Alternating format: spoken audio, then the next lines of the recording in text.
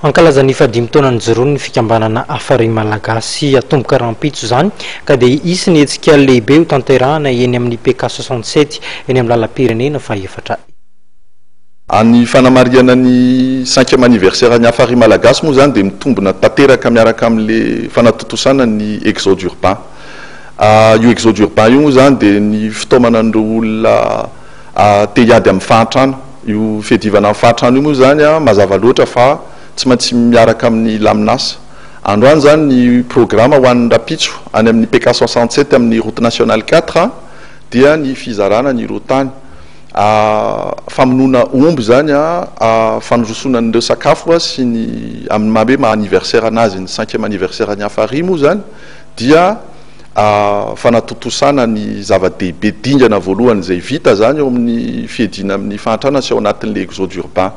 Ny ministère ny fanajariana ny tany moa dia efa mifankahita taminay ary sy ireo ministère maro hafa zany izay vonona tokoa anome tanana amin'ny fanatotosana zany tetikasa zany sy zany laminasa izany.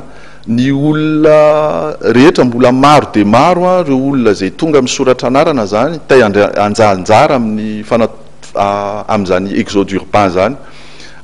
Efa tonga any amin'ny 3800 personnes any zao ny olona rehetra andeha anao an'izay dingana voalohany zay ary ny fanatotosana an'izay zany no imasoanay ho an'ny rapitso fametrahana ny tsangabaton'ny 5 taonan'ny afary malagasy sy ny fanatotosana ny ro asa rehetra zay napetraka tao anatin'izay taona vitsivitsy zay.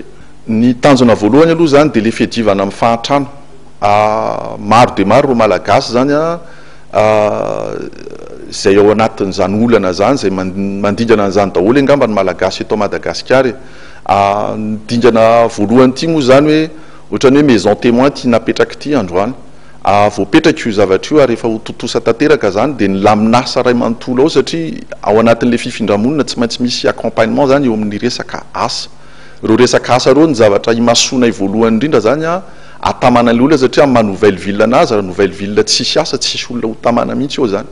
Dia ny dika be zany zay hoe ny dingana manaraka ao anatin'ny 5 taona manaraka dia ny ampisy hitombony io laminasa sy tetikasa zay voapetraka zao io zany hoe ho tonga any amin'ny isy ny fandroa ny fantelo ny fanefa ny fandiminy zany dia hicréer ville maro dia maro ahafahana miady amin'izay fahantrana zay. Ny teny farany angambany dia manentana ny fanjakana sy ny olona rehetra zay mbola te hiparticiper zany amin'io fifindramonina io ho tonga ary hiady amin'izay fahantrana zay angamba.